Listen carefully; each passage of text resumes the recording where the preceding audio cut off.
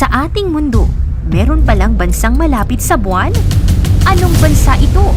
At saan ito matatagpuan?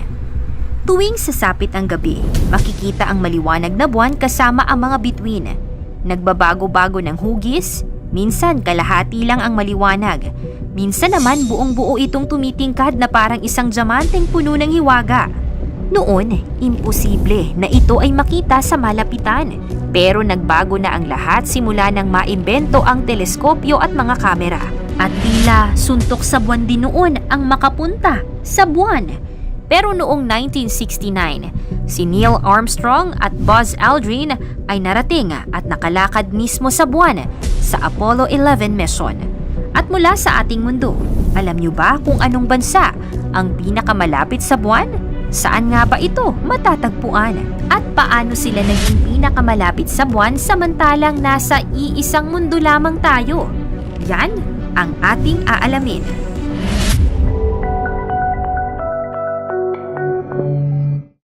Ang buwan. Ang ilang planeta sa ating solar system ay may mga natural satellite o moons. Mga anyo ng maliliit na batong hugis planeta na umiikot sa mas malaking planeta nito. Halimbawa, ang planetang Mars ay may 2 moons, ang Phobos at Deimos. Ang gas giant na Jupiter naman ay may pinakamaraming moon na umaabot sa mahigit 80 or 80 kung saan dito rin sa planetang ito umiikot ang pinakamalaking natural satellite sa solar system, ang Ganymede. Tanging ang mga planetang Mercury at Venus lamang ang walang natural satellite, habang ang planetang Earth ay merong isa, ang Moon o ang ating buwan. Ang buwan ay mas maliit ng 3,474 kilometers kumpara sa Earth at may layong 384,400 kilometers. Ito ay co-orbiting sa Earth. Nangangahulugan na ang buwan ay nakalock sa isang pabilog na orbit sa paligid ng Earth sa loob ng 29.531 na araw o 30 days. Tinatawag itong synodic month na nakabatay sa pag-orbit ng Moon sa paligid ng Earth ayon sa pagbabago ng posisyon nito sa araw. Ang galaw na ito ang siyang nagdudulot ng pag-iiba ng lunar phase o hugis ng Moon sa loob ng isang buwan. Ang ibabaw o surface ng buwan ay binubuo ng iba't ibang uri ng bato at regolith, isang manipis na layer ng mga maliliit na bato at alikabok na naipon sa ibabaw ng lunar surface. Ito ay resulta ng daan-daang milyong taon ng pagbangga ng mga meteoroids at iba pang debris. Dahil walang atmosphere ang buwan gaya sa Earth, wala itong proteksyon mula sa mga bumabagsak na meteoroids at asteroids o mga naglalakihang bato sa kalawakan. Kaya naman makikita na ang balat nito ay puno ng mga malalaki at maliliit na butas o craters at iba pang mga geologic formations gaya ng malalim na bangin, mga rocks channel, bundok, matatarik na talampas at iba pang mga matataas na formation. Mayroong iba't ibang teorya kung bakit nabuo ang buwan. Subalit ang pangunahing teorya na pinaniniwalaan ngayon ng maraming siyentipiko ay ang giant impact hypothesis. Ayon dito, isang malaking bagay o tinatawag na Theia ang bumangga sa primitibong Earth milyong-milyong taon na ang nakakaraan at ang mga debris o mga piraso mula sa nabangga nito ay nagsama-sama upang maging buwan. Nagkaroon ito ng sariling gravity gaya ng Earth kaya ang magkasalungat na puwersa ay nagsanib, dahilan upang mag-co-orbit ang Moon sa Earth. Ang pagkakaroon ng buwan ay naging sanhi ng pag-alsa at pagbaba ng tubig sa karagatan or tides, maging ang dahilan ng lakas ng mga alon nito. Mga taong nakapunta na sa buwan. Kung ikaw ay nagmamaneho ng isang sasakyan sa kabilang dulo ng daigdig sa bilis na 100 kilometro kada oras, aabuti ng halos 4,058 days o mahigit 11 years para makumpleto ang distansya sa pagitan ng ating planeta at ng buwan. Ngunit ang interes ng mga tao na mapuntahan o maobserbahan ng buwan kahit sa malayo ay hindi natinag. Noong 1959 to 1972, pinangunahan ng Soviet Union ang pagpapadala ng iba't ibang spacecraft at artificial object upang kunan ng larawan ng buwan. Samantala, nagtagumpay naman ang United States noong 1961 to 1972 sa kompetisyon laban sa Russia nang ilunsad nito ang Apollo program na naglalayong dalhin ng tao sa buwan, ang Apollo 11, na pinamunuan ni Neil Armstrong, Edwin Buzz Aldrin at Michael Collins.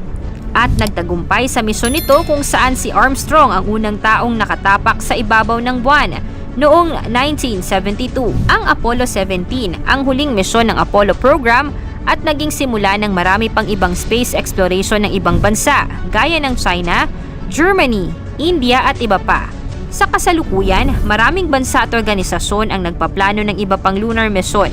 Kasama na ang Artemis program ng NASA na naglalayong magpadala ng mga astronaut sa buwan. Kabilang na ang unang babae na makakapunta doon, habang ang pribadong kumpanya naman ni Elon Musk na SpaceX ay may planong gawing komersyal at panlahat at hindi lang para sa mga astronaut ang pagpunta sa buwan. Ang bansang pinakamalapit sa buwan. Narito mismo sa Earth ang pinakamalapit na point sa buwan.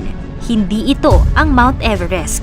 Ito ang bansang Ecuador, ang tanging lugar sa mundo kung saan hindi lang dito physics does not apply, kundi pati na rin sky is the limit.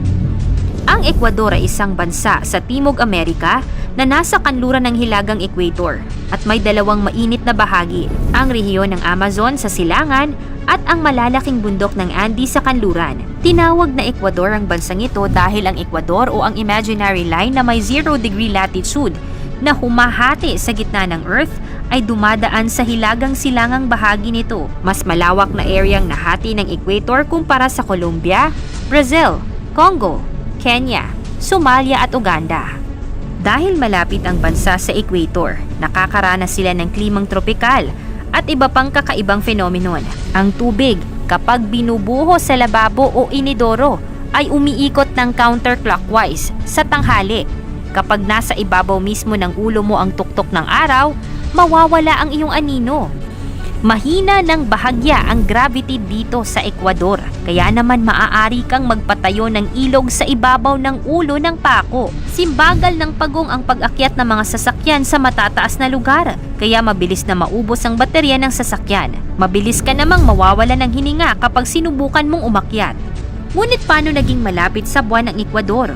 Una, lahat ng bansa ay pare-parehong malayo mula sa buwan at hindi ito direktang dahil sa latitude o lokasyon nito sa Earth. Ngunit ang axis ng Earth ay nakatagilid at ang umbok sa gitna ng kalahati ng Ecuador kung saan din matatagpuan ng Ecuador ang pinakamalapit sa outer space dahil ito ang direktang nakakatanggap ng enerhiya mula sa araw kumpara sa mga bansang nasa hilaga at timog. Pangalawa, hindi ang buong Ecuador ang malapit sa buwan, kundi ang pinakamataas na bundok nito, ang Mount Chimborazo.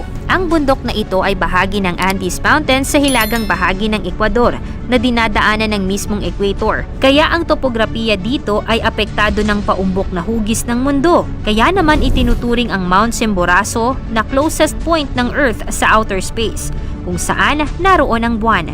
Kahit na hindi ito ang pinakamataas na bundok sa mundo, kapag inakyat mo ang tuktok ng bundok na ito, para na ring nakaselfie mo ang buwan dahil sa laki at lapit nito sa iyo. At pangatlo, hindi lang buwan ang pinakamalapit sa equator dahil pinakamalapit din ang bansang ito sa araw. Ang Ecuador ay nasa equator, kaya't ang araw ay matatagpuan malapit sa itaas nito sa halos buong taon.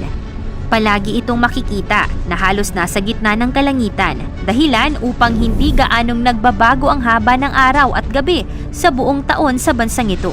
Kaya naman uso dito ang sunblocks at malalaking sombrero at payong bilang pangontra sa matinding sikat ng araw at sunburn. Ang Ecuador ay hindi lang isang popular na destinasyon para sa mga mountaineers, kundi pati na rin sa mga naghahanap ng exciting adventures.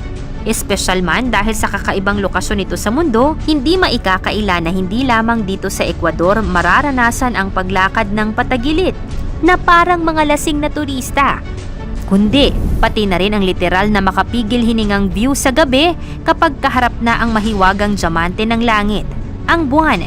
Ikaw, ano ang masasabi mo sa bansang Ecuador? Ikomento mo naman ito sa ibaba. Paki-like ang ating video at i-share mo na rin sa iba. Salamat at God bless!